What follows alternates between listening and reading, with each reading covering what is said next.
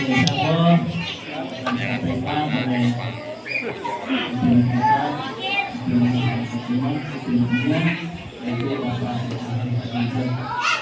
itu masyarakat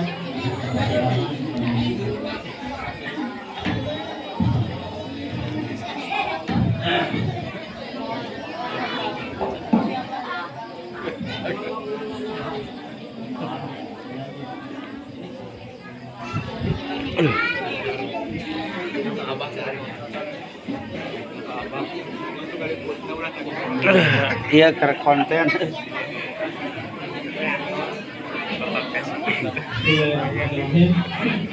Assalamualaikum warahmatullahi wabarakatuh. Waalaikumsalam warahmatullahi wabarakatuh.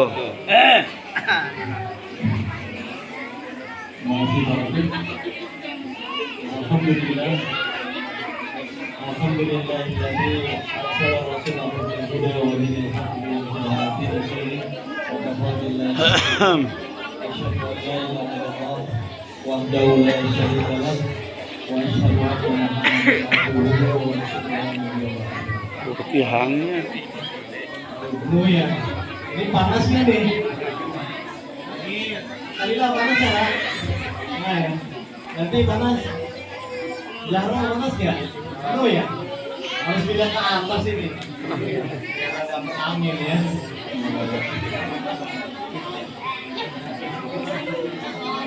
Segala pujian hanya milik Allah Subhanahu wa taala yang alhamdulillah di kesempatan hari yang berbahagia ini. Ambiya syuhada ya pandangnya. Ya, alhamdulillah. Allah masih berikan pada kita karunia kesempatan untuk bisa menapaki waktu dari mulai bangun tidur tadi dini hari hingga menjelang isya ini. Semoga kita senantiasa bisa menjadi hamba yang senantiasa bersyukur kepada Allah Subhanahu wa taala. Salam kita tujukan pada suri tauladan kebersyukuran yaitu baginda Rasul Muhammad sallallahu alaihi wasallam yang benar tercurah pada keluarganya, sahabatnya dan para penajin sunnahnya yang kita termasuk dalamnya. Di surat 60 ayat 4 itu disebutkan sungguh telah ada pada diri Ibrahim itu uswatun hasanah, contoh terbaik. Jadi apa yang dilakukan Ambiya pada ini mencontoh Ibrahim alaihissalam, sosok yang sangat patuh kepada Tuhannya. Saya jadi teringat dengan perkataan seorang wartawan ke Lee Kuan Yew. Ada yang tahu Lee Kuan Yew? Lee Kuan Yew itu calon Perdana Menteri Singapura dulu waktu awal Singapura merdeka dari Malaysia. Kata-katanya gini, at the end of the day, I got a successful Singapore. Ya. Di ujung hari itu apa yang kita dapat? Singapura yang sukses. Kata Lee Kuan Yew. Lebaran main dong ya mas. Apa sih kata Lee Kuan Yew? Nah, kata wartawan Lee Kuan Yew, target saya pokoknya Singapura itu sukses. Ya. Singapura jadi negara yang berhasil. Memang begitu. Ya. Taylor Swift itu dikontrak eksklusif, cuma bisa di Singapura konsernya. Di luar Asia Tenggara nggak boleh.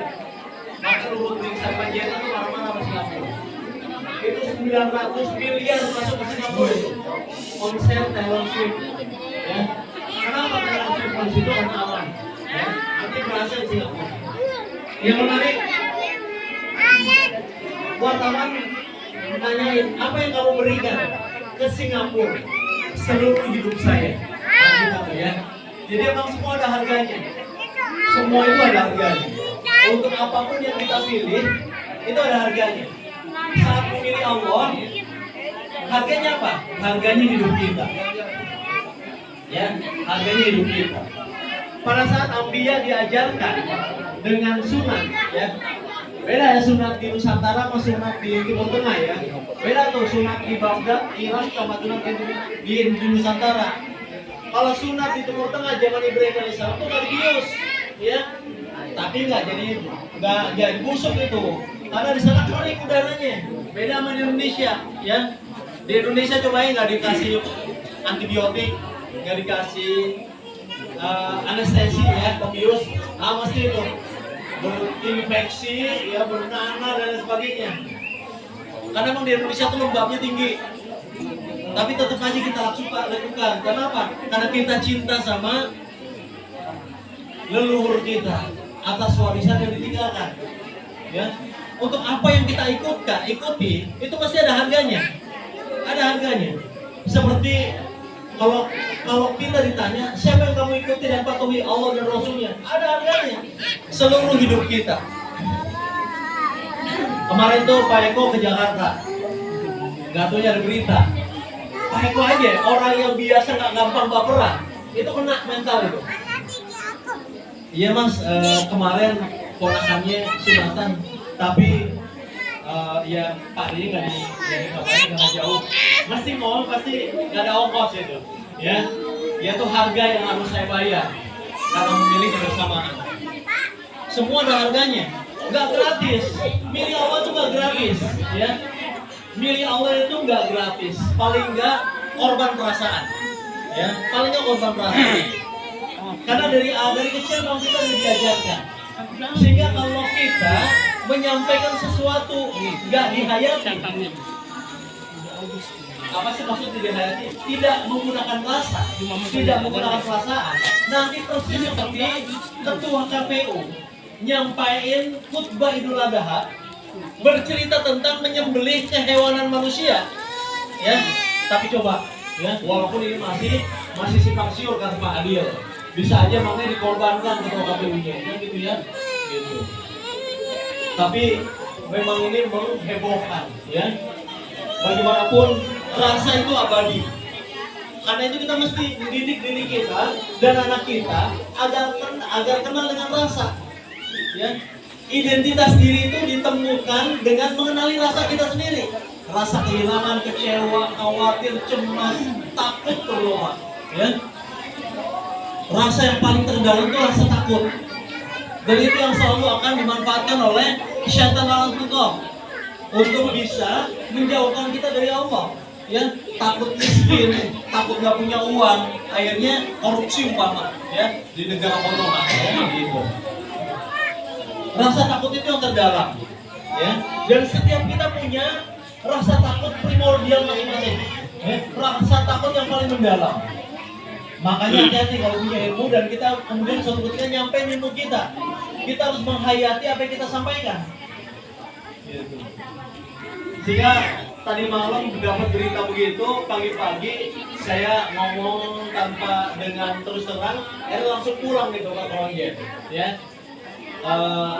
Ya salah satunya untuk ngejar undangan dari Pak Andang bahwa putranya mau selamatan atau syukuran sunatan.